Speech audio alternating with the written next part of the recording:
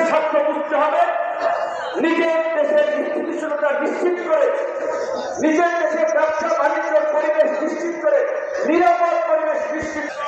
অনেকেই ফেসবুকে বিশেষ করে আমরা জানি যারা করায় সুনির্দিষ্ট পক্ষের লোকেরা ফেসবুকে গণবিজ্ঞান পরিষদ করেন, বিএনপি বলেন, অন্যান্য অনেক লোক অনলাইনে এত পিছিয়ে একটা সুনির্দিষ্ট দলের লোকেরা আছে ফেসবুকে, ইউটিউবে, অনলাইনে প্রশিক্ষিত বাহিনী এবং সব ধরনের প্রপাগান্ডা তারা ছড়ায়। আজকে এই নির্বাচিত সরকার ছাড়া বিদেশি বিনিয়োগ আসবে না, গার্মেন্টসের অন্যান্য ইন্ডাস্ট্রিতে নতুন আপনার পরিবেশ করবে না, ব্যবসা বাণিজ্য, আইন শৃঙ্খলা বা প্রশাসনকে সক্রিয় করা ওইভাবে যাবে না নির্বাচিত সরকার ছাড়া। আমরা অনেকে বলছি সিট পাইবের জন্য এগুলো ব্যবহার করে ফেসবুকে, বিকজ আমরা ইন্টেনশনালি তাদের রাজনৈতিক উদ্দেশ্য হাসিলের জন্য এই সমস্ত ক্যাম্পেইনগুলো করা হচ্ছে। আমরা বিএনপি হিসেবে নির্বাচনী যোগ করেছি, আমরা পরিষ্কারভাবে গণবিজ্ঞান পরিষদের নেতা কর্মীদের ফিরে আহ্বান করছি যারা এখান থেকে নির্বাচন করতে চায়। আরে বর্তমানে সুযোগ সুবিধা রাজনীতি করলে তো সেক্ষেত্রে যারা বলি সবচেয়ে সুযোগ সুবিধা নিয়ে ভালো থাকতে 28 বছর পরে একটা ডাক্তারি বছর এখন পর্যন্ত ডাক্তারি বছর বাংলাদেশের এই কর্তৃত্ববাদী এই ফাঁসিবাদী হাসিনার আমলে একমাত্র রাজনৈতিক দল যারা ধারাবাহিকভাবে মুক্তি দিয়ে লড়াই করেছে।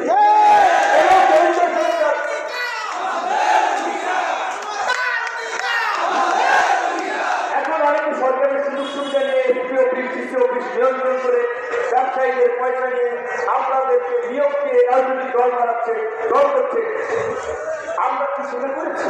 শ্রমের বিপরীতে ধারাবাহিকভাবে গণতান্ত্রিক লড়াই সংগ্রামের মাধ্যমে নিজেদেরকে তৈরি করেছি।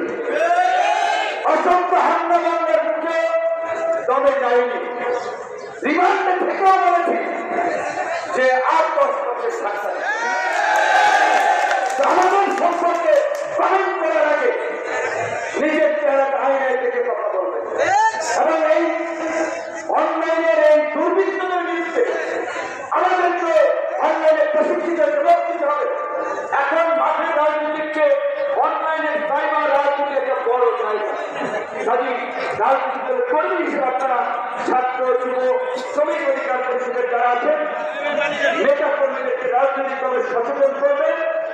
যেই কাজ করলে জনগণ অখুশি হয়, জনগণ আপনাদের প্রতি বিরক্ত হয়, সেই ধরনের কর্মকাণ্ড করবেন না। জনগণের উপকার করার জন্য, জনগণের সাথে সম্পৃক্ত থাকার জন্য কাজ করবেন। আজকে 5 থেকে 5.5 কোটি এই যে নির্ণয়ের মানুষ পৃথিবী বন্ধ হয়ে যাচ্ছে।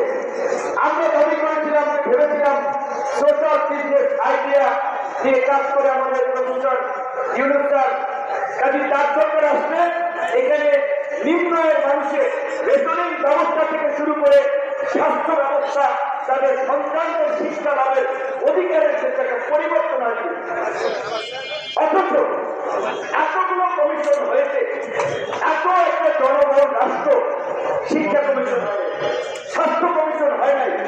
আর যে কমিশনগুলো হয়েছে তাদেরকে ইনক্লুসিভ ভাবে ইন্টারন্যাশনাল মূলক ডায়ালগ আলাপ-আলোচনার মধ্যে দিয়ে সংস্কার প্রস্তাবগুলো যারা নিয়ে এসে সেখানে আমরা দেখলাম তারা অনেকে চিঠি পাঠিয়েছে যে আপনারা প্রস্তাব দেন। তারা মুখোমুখি আলাপ-আলোচনার প্রয়োজনীয়তা বোধ করল না। তারপরেও তারা সমস্ত কমিশন ফেব্রুয়ারির মধ্যে সংস্কার প্রস্তাবগুলো জমা দেবে। আমরা এই সরকারকে আহ্বান জানাবো, আপনারা যদি মনে করেন দ্রুত সময়ের মধ্যে নির্বাচন করতে সক্ষম আপনারা, তাহলে দ্রুত সময়ের মধ্যে নির্বাচন দিন।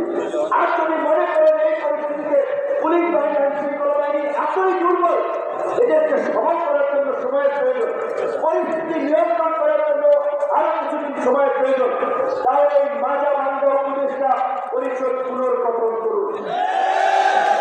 এই অযোগ্য তথ্য উপদেষ্টা পরিষদ দিয়ে দেশ চলবে না।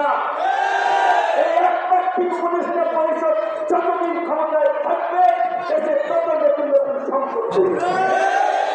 আমাদের পরিষ্কার আহ্বান, দ্রুত নির্বাচন দিয়ে দিন। আর যদি আর সময়ের প্রয়োজন হয়, এখনো সময় আছে, গণঅভ্যুত্থানের অংশীদারদেরকে নিয়ে সর্বদলীয় তারপরে আপনারা দেশের পরিস্থিতি নিয়ন্ত্রণে আনুন।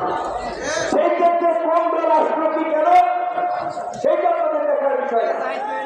আপনারা পাবলিকলি কল করেন যে আপনারা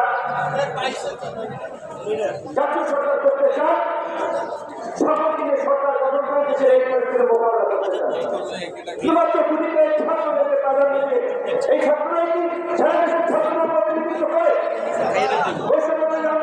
বিএনপি, জামাত, ছাত্র শিবির, ছাত্রদল, ছাত্র অধিকার, ছাত্র ইউনিয়ন, ছাত্র ফেডারেশন সমস্ত মত পদের ছাত্ররা ছাত্র নেতৃবৃন্দ এখানে শরীর হয়েছিল, আন্দোলন করেছিল।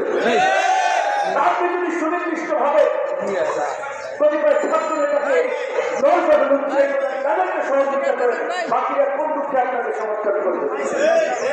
এদিকে একটা সরকার প্রধানমন্ত্রীর অবস্থান হতে পারে, এদিকে একটা নিরাপত্তা সরকার অবস্থান হতে পারে। আমরা তাদেরকে বিশ্বাস করে বসেছিলাম, আস্থার জায়গা থেকে চিন্তা করেছিলাম, তারাই তো আস্থা এবং বিশ্বাস দুটোই নষ্ট করতেছে। কাজে সেজন্য আমরা মনে করি নির্বাচনের জন্য হয়তো কিছুটা সময় লাগতে পারে, কিন্তু দেশকে স্থিতিশীল করার জন্য, পরিস্থিতি নিয়ন্ত্রণে আনার জন্য উপদেষ্টা পরিষদ পুনর্গঠনের কোনো বিকল্প নেই। শ্রমিক অধিকার পরিষদের এই কাউন্সিলে যারা নির্বাচিত হবে তাদেরকে আগাম শুভেচ্ছা এবং অভিনন্দন জানাই। শ্রমিক অধিকার পরিষদের 5ই আগস্টের পরে ওই প্রতিষ্ঠান, টেম্পো স্ট্যান্ড, বিভিন্ন ইউনিয়নের দখলদার বিরুদ্ধে প্রতিবাদ করতে গিয়ে রক্ত ধরিয়েছে, চাষিবাদের আমলে রক্ত ধরিয়েছে। আমরা আপনাদেরকে বলবো, আপনাদের রক্ত বড় মূল্যবান। আপনারা রক্ত ধরিয়েছেন বিজয়, আজকে চাষিবাদ লেজ দিয়ে পালিয়েছে। এই অভ্যুত্থান পরবর্তী গণতান্ত্রিক বাংলাদেশ বিনির্মাণের জন্য আমরা যে চাঁদাবাদ, দখলদার, মাফিয়া, লুটেরা, দুর্নীতিদের বিরুদ্ধে লড়াই শুরু করেছি, সেই লড়াই জারি রাখতে হবে। ব্যক্তির পরিবর্তন হলেও সিস্টেমের পরিবর্তন হয় নাই। প্রত্যেকটা বাস স্ট্যান্ড, টেম্পো স্ট্যান্ড, মালিক সমিতি, বিভিন্ন trade union, respect trade union এগুলো দখল করেছে। আপনারা দেখেছেন কোন নির্বাচন হয় না অনেক জায়গায়, একটা জনতা নির্বাচন করে বিভিন্ন সমিতিতে অনেকে বসে গিয়েছে, নিজের মতো করে একে বাচ্চাকে ঢুকিয়েছে। এই পরিবহন সেক্টর থেকে শুরু করে গার্মেন্ট সেক্টর, এই দুটো জায়গায় বিশেষ করে শ্রমিক অধিকার পরিষদের নেতৃত্বকে আমি গুরুত্ব দেওয়ার আহ্বান জানাবো। সারাদিন এই ধুলোবাড়ির এই বিষাক্ত নগরীতে গাড়ি চালায় ড্রাইভার, বাসের ড্রাইভার, আর সেখান থেকে চাপ চালায় মালিক সমিতি। শ্রমিক কল্যাণ সমিতির নামে চান্দা নেয়, কেন? শ্রমিকদের কল্যাণ করে। অথচ এই কয়েক বছরে আপনারা দেখেছেন কোভিডের সময় এই মহামারীতে শ্রমিকরা না খেতে ভিক্ষা করেছে, আর কোনো রাস্তায় দাঁড়িয়েছে, শ্রমিকদের কল্যাণ ফান্ড থেকে কোনো কল্যাণ করা হয় এবং শ্রমিক নেতারা ফুলসাবে তার মালিক, 400 কোটি টাকার মালিক, তারা শ্রমিকদের মাথায় মানে রেখে পরের কাঁঠাল ভেঙে খাওয়ানোর জন্য শ্রমিক নেতৃত্ব সেজেছে। শ্রমিক সংগঠনগুলো প্রকৃত নেতা হবে প্রকৃত শ্রমিকরা, ওরা এনজিও কর্মী কিংবা বিদেশি মিশনের লোক কিংবা ব্যবসায়ী নয়।